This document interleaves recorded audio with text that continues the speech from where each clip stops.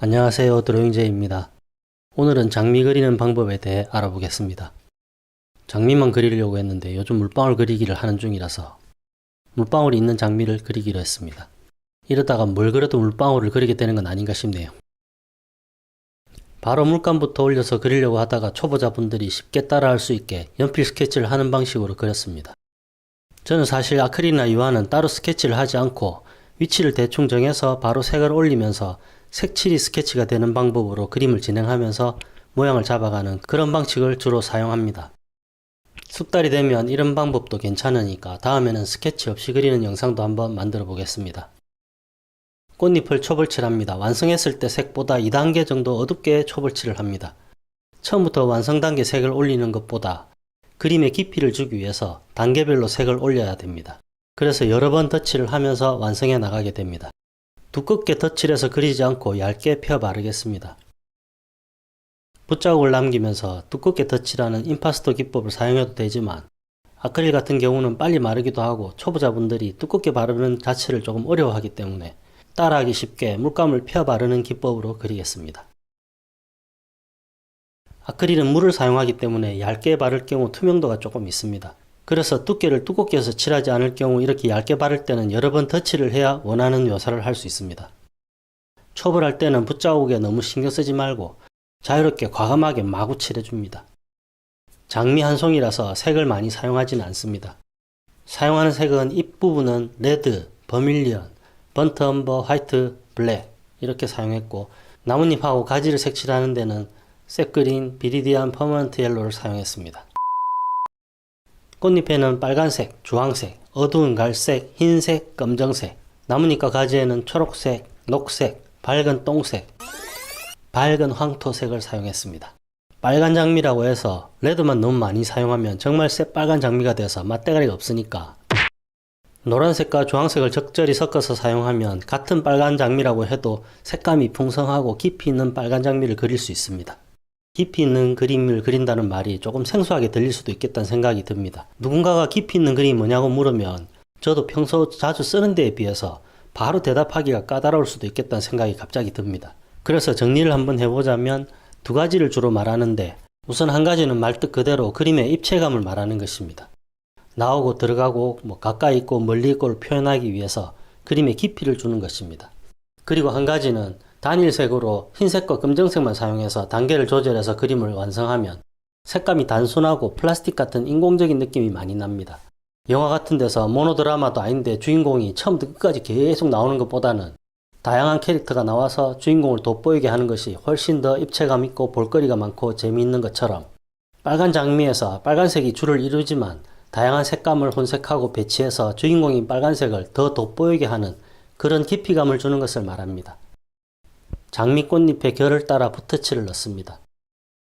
빛이 위쪽에서 오니까 장미의 안쪽을 밝게 색칠합니다. 잎의 두께를 아주 얇게 그려줍니다. 잎 끝에 갈라진 부분을 붓터치로 그려줍니다. 꽃 안쪽을 좀 더 밝게 색칠할 겁니다. 아직 마르질 않았으니까 우선 다른 부분을 그리도록 하겠습니다. 밝은 안쪽을 강조해서 장미의 바깥 부분과 구분 지어줍니다. 꽃받침 쪽을 어둡게 칠합니다. 너무 밝네요. 어둡게 한 번 더 칠합니다.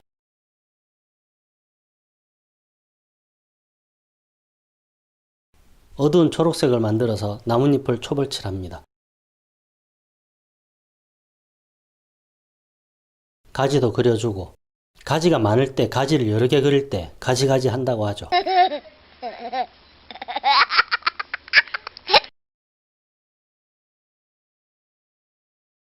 밝은 색으로 앞쪽의 잎을 강하게 해서 입체감을 줍니다. 조금 세게 됐습니다. 그리면서 부드럽게 정리하겠습니다.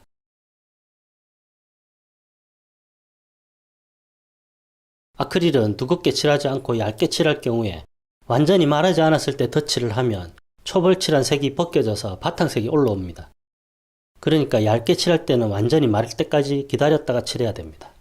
성질 급한 사람은 마르는 시간을 못 기다리고 이제는 말랐겠지 하고 칠하니까 색이 뒤집어지고 또 좀 있다가 이제 말랐겠지 하고 또 칠하고 그래서 또 뒤집어지고 덧칠을 많이 하니까 색이 벗겨진 부분은 계속 패이고 주변 색은 두꺼워져서 굴곡이 생겨서 결국 나이프로 긁어내야 되는 짜증나는 상황을 만들기도 합니다. 성질 급한 그 사람이 바로 접니다.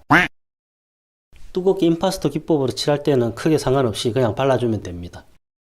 그래서 성격이 급하신 경우는 물을 최소한으로 섞고 물감만 가지고 두껍게 발라 올리면 편하게 빠르게 완성할 수 있습니다. 앞에도 말씀드렸지만 이렇게 두껍게 바르는 거에 익숙하지 않은 분들이 조금 어렵게 느끼기 때문에 우선은 이렇게 얇게 바르는 거에 대해서 설명을 드리는 겁니다. 초벌칠을 하고 나서는 잎의 결을 살려서 묘사하면서 색을 한 번 더 올리겠습니다. 초벌 다음에 중간 묘사를 올릴 때 중벌이란 말은 쓰지 않겠습니다. 그렇게 되면 마지막에 색칠할 때는 말벌이 되니까 쏘이면 따갑잖아요.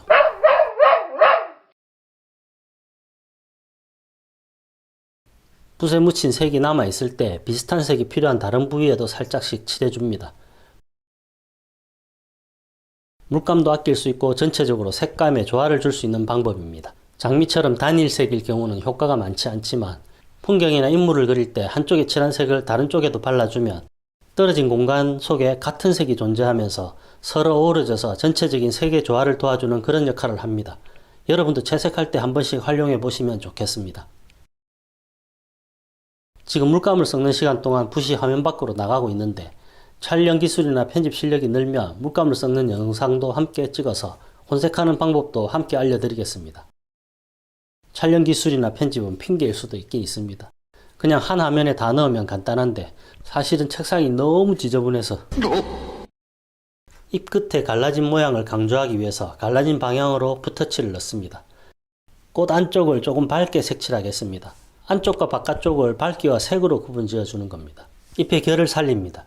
초벌 이후부터는 막 칠하면 안되고 꽃잎의 결을 따라서 칠하고 완성됐을 때의 모습을 생각해서 정리를 하면서 칠해야 됩니다. 이 부분 잎이 3개가 겹쳐 있어서 꼬여있는 모습을 그려야 합니다. 손이 좀 많이 가네요. 여러분은 장미를 좋아하십니까? 저는 꽃을 그렇게 좋아하는 편은 아닙니다. 그나마 좋아하는 게 장미입니다. 예전에는 꽃을 정말 싫어하는 편에 속했습니다. 꽃을 키우는 농민분들이나 꽃집을 운영하는 분들께는 죄송하지만 꽃을 주고받는 문화 자체를 너무 싫어했습니다. 들판에 피어있는 자연 그대로의 꽃은 그렇게 싫어하진 않는데 먹지도 못하고 사용할 때도 딱히 없는 꽃을 주고받는 자체가 정말 싫었습니다. 그나마 제가 주는 건 좀 덜하긴 합니다. 잠깐의 쪽팔림만 극복하면 꽃을 주니까 좋아하는 것 같으니까요.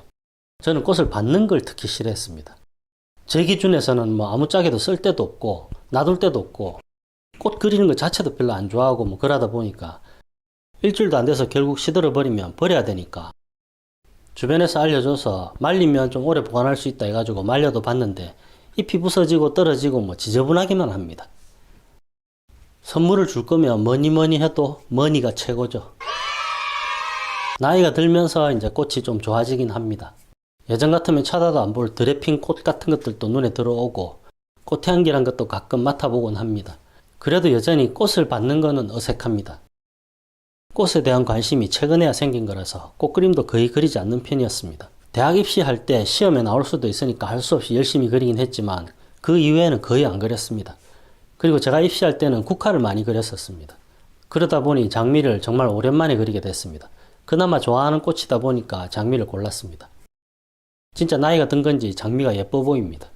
앞으로 장미 그림도 조금씩 그려봐야겠습니다. 가지도 그려줍니다. 빛을 받는 부분을 밝게 해서 가지의 둥근 면을 표현합니다.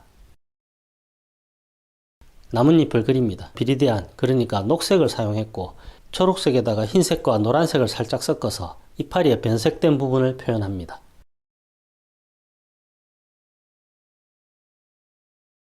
밝은 색을 올리면서 꽃잎을 마무리하겠습니다. 잎의 결도 살려주고 좀 더 세부 묘사를 하면서 정리합니다. 꽃잎의 끝부분을 밝게 올려서 구분을 명확하게 해줍니다. 그러면 잎과 잎 사이의 공간감을 더 살릴 수 있습니다. 지저분하게 칠한 부분을 붓터치로 정리를 하면서 그려줍니다. 전체적으로 정리하면서 꽃을 마무리합니다. 이제 물방울을 그립니다. 반다이크 브라운을 사용해서 물방울의 외곽 라인을 그려줍니다. 물방울 아래쪽 라인을 안으로 살짝 풀어서 부드럽게 만들어줍니다. 물방울 안쪽에 꽃잎보다 조금 밝은 색을 칠합니다. 흰색으로 반짝이를 찍으면 물방울이 완성됩니다. 제일 앞에 있는 물방울이라서 색을 조금 더 밝게 해야겠습니다. 바로 옆에 있는 물방울들은 붓에 묻은 흰색이 아까우니까 반짝이를 먼저 찍어서 그리겠습니다. 물방울 그리는 것을 보시다가 잠들 수도 있습니다. 밝은 색으로 잎끝을 강조합니다. 꽃잎 안쪽에 있는 물방울을 그립니다. 멀리 있을수록 대충 그려줍니다. 앞에 있는 것만큼 세밀하게 그릴 필요는 없습니다. 어차피 원근감도 표현해야 되니까 몇 개만 약간 크고 세밀하게 그리고 나머지는 조금 덜 선명하게 그려서 앞쪽에 물방울과 공간감을 주겠습니다.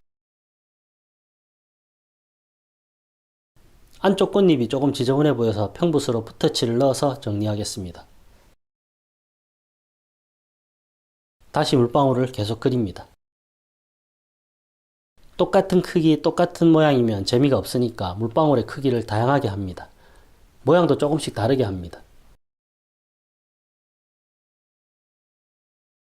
이파리 끝에 걸린 물방울도 그립니다. 계속 그립니다. 많이 그립니다. 와, 재밌다.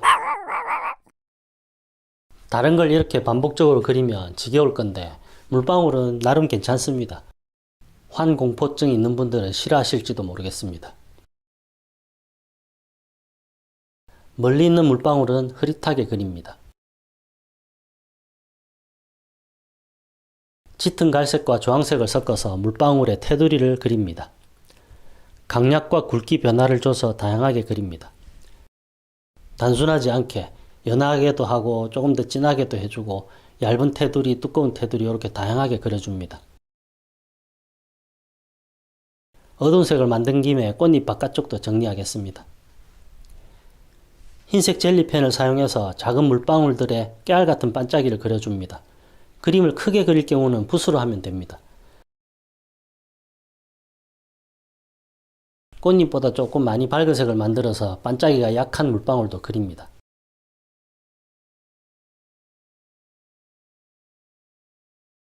연한 갈색으로 전체 물방울의 테두리와 그림자를 표현합니다. 노가다처럼 보여도 직접 그려보면 생각보다 재미있습니다. 반짝거리는 물방울들이 하나둘씩 모습을 나타내면서 생겨나는 느낌에 기분이 엄청 좋아집니다. 변태 아닙니다. Nope. 물방울 하나하나 정리를 해줘야 됩니다. 손댈 필요가 없을 것 같은 거는 건너뜁니다. 빼먹고 대충 그릴 때가 더 기분 좋은 것 같네요. 지금 정리 하나 안 하나 별 차이 없어 보이지만 그래도 꿋꿋하게 정리를 합니다. 앞쪽에 있는 건 좀 더 신경 써서 정리합니다. 공간감을 위해서 물방울을 편애하면서 그립니다. 공기연금법이죠. 물방울이 너무 많아서 지겨우신가요? 이제 다 돼갑니다. 금방 끝납니다.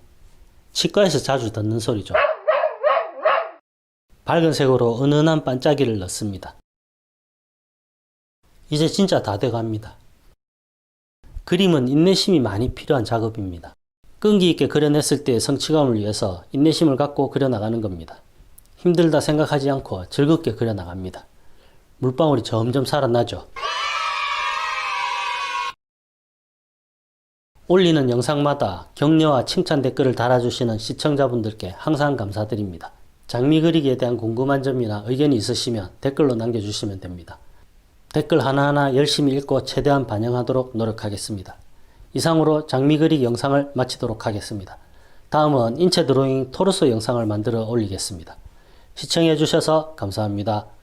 구독과 좋아요, 알림 설정도 부탁드립니다.